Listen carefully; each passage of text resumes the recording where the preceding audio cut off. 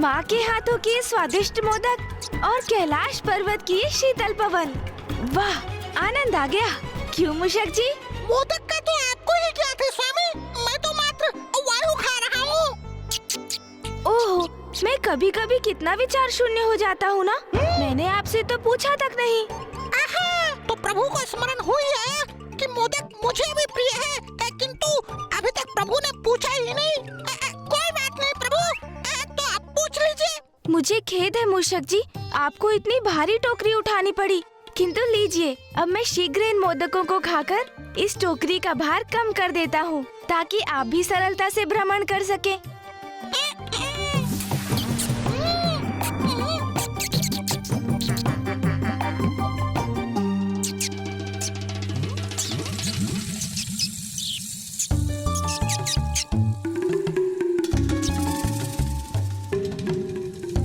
अरे मूषक जी, ये क्या?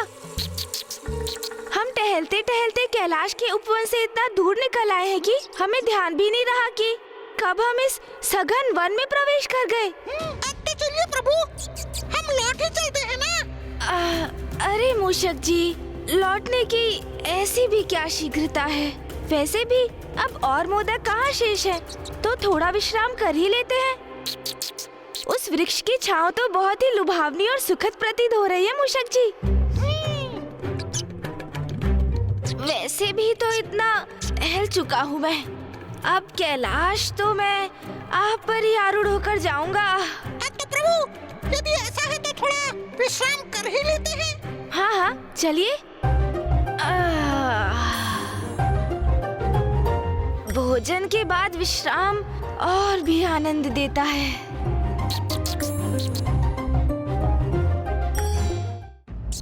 प्रभु, विश्राम अवस्था में आप कुछ कथा ही सुना दीजिए ना मुझे, जो बहुत ही रुचिकर हो और मेरा मनोरंजन भी हो जाए प्रभु।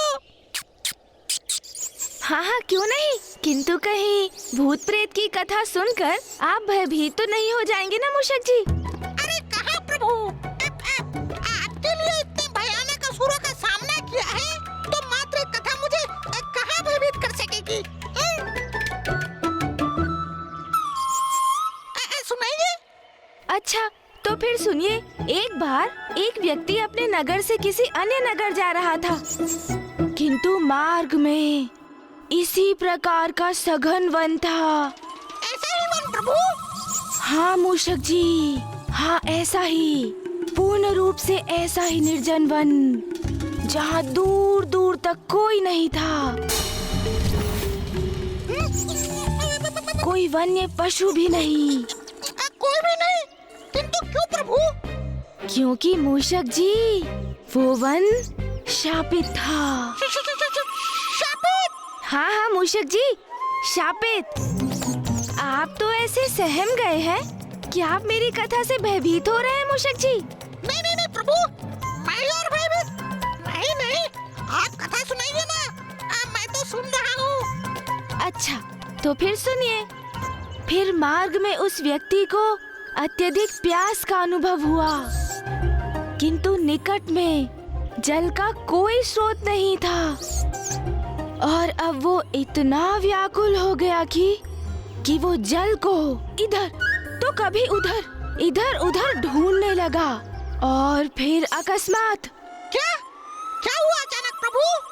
और फिर अचानक उसे एक आहट सुनाई दी। कैसी आहट प्रभु? जैसे सूखे पत्तों पर चर पर करते हुए किसी के पांव उसकी ओर बढ़े आ रहे हों, जैसे कोई निकट बढ़ता ही चला रहा हो। हाँ प्रभु, ध्वनि तो कुछ ऐसे ही उत्पन्न हो रही है, जैसे किसी के आने की आहट हो। किंतु जब उस व्यक्ति ने ध्वनि आने वाली उस दिशा की ओर मुड़कर देखा तो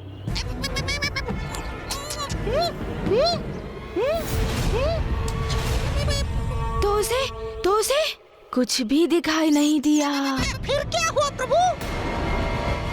मूषक जी, उसे दिखाई कोई नहीं दे रहा था, किंतु आहट सुनाई दे रही थी, और वो पदचाप निरंतर उसके निकट आती जा रही थी। और तभी जैसे जलते केशों की गंध उसकी नासिका में पड़ी। जलते हुए केशों की गंध? हाँ, जब भूत पिशाच निकट आते हैं तो ऐसी ही गंध आती है मूषक जी। और तभी क्या हुआ प्रभु? और तभी उस व्यक्ति को वहाँ भूमि पर पांव के चिन्ह दिखाई दिए। किंतु विचित्र बात ये थी कि एक पांव का चिन्ह सीधा था और दूसरा उल्टा मूषक जी। क्या प्रभु? एक सीधा, एक उल्टा? अच्छा समझ गया। वो दो व्यक्ति होंगे जिन दोनों का संयोगवश एक ही गांव होगा। उनमें से एक जा रहा होगा और दूसरा आ रहा होगा। नहीं मूषक जी, दोनों पांव और उनके चिन्ह एक ही व्यक्ति के थे। ये कैसे संभव है प्रभु? संभव है मूषक जी, अवश्य संभव है, क्योंकि भूत पिशाच का एक पांव सीधा होता है तो एक पांव उल्टा। ओह, अच्छा, तो फिर प्रभु? और फिर अचानक से वायु का तीव्र प्रवाह उत्पन्न हुआ। साय साय। और देखते ही देखते उस वायु प्रवाह ने बवंडर का रूप धारण कर लिया।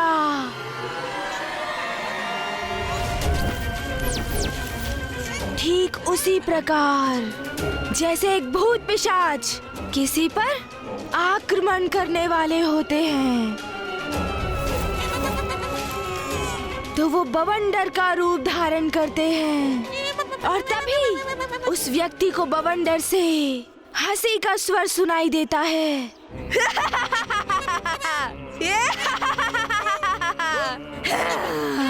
और फिर बवंडर ने उसे उठाकर पटक दिया मूषक जी।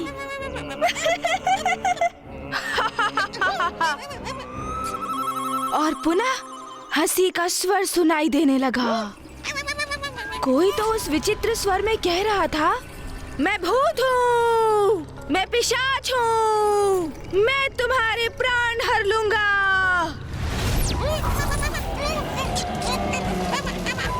मुझे ऐसा क्यों प्रतीत हो रहा है?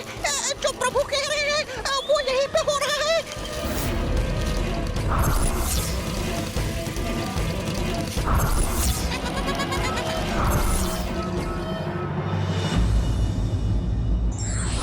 सच्ची भक्ति के समक्ष ईश्वर भी विवश हो जाते हैं और अपने भक्त को अवश्य शरण देते हैं।